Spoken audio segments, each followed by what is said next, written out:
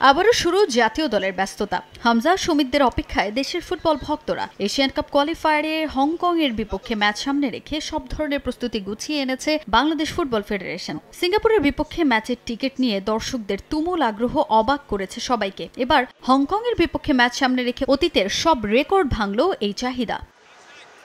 সিঙ্গাপুরের বিপক্ষে ম্যাচের সব অনাকাঙ্ক্ষিত ঘটনা এড়িয়ে যেতে এবার হংকংয়ের বিপক্ষে ম্যাচের অনেক আগে থেকে এসব গুছিয়ে এনেছে বাফুফে।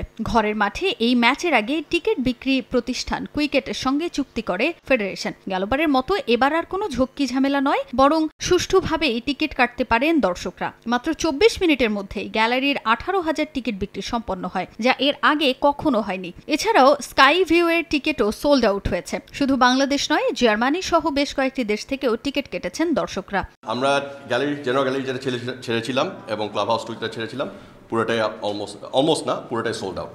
আমাদের সময় লেগেছে 24 মিনিট। আমরা যেটা দেখেছি আমাদের সিস্টেম প্ল্যাটফর্ম ড্যাশবোর্ডে, ওইটার পরে মেবি আর 5-6 মিনিট কোনো কারো পেমেন্ট ফেলিয়ার ছিল, ওইটা করতে আরও মেবি 5-6 মিনিট লেগেছে। আরও আধা ঘন্টার ভিতরে আমাদের পুরো গ্যালারি এবং ক্লাব হাউস টু থেকে সোল্ড আউট। এটা 100% খুশির খবর। আমি যেটা দেখেছি, আমরা যেটা অনলাইনেও দেখেছি, টিকিট কিন্তু আরামসে স্মুথভাবে সোল্ড আউট হয়েছে। এখন আপনারা তদন্ত করে দেখেন, যদি কোনো ত্রুটি পান বলেন আমাদেরকে, আমরা চেক করবো। এবার আমরা খালি জার্মানি দেখেছি, জার্মানি থেকে প্রচুর টিকিট কেনা হয়েছে।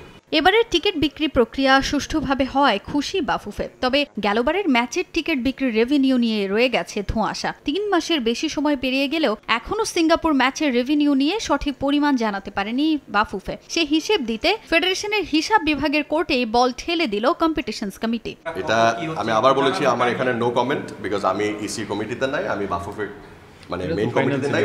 এটা আমার এখতিয়ারের ভিতরে নাই, আমি আপনাকে এটা বলতে পারবো না। আমি গতবারও বলেছিলাম একই কথা, যে এটা যদি আপনারা জানতে চান, আপনারা ফাইন্যান্সের সাথে কথা বলুন। এখানে তো বাফুফে ফাইন্যান্স আছে, ফাইন্যান্স একটা রিপোর্ট দিলে ওইটা আমি এখন ফাইন্যান্সের কাছ থেকে রিপোর্টটা পাইনি। আগামী 9 অক্টোবর ঘরের মাঠে হংকংকে আতিথ্য দেবে বাংলাদেশ। তাজিন খন্দকার, সময় সংবাদ, ঢাকা।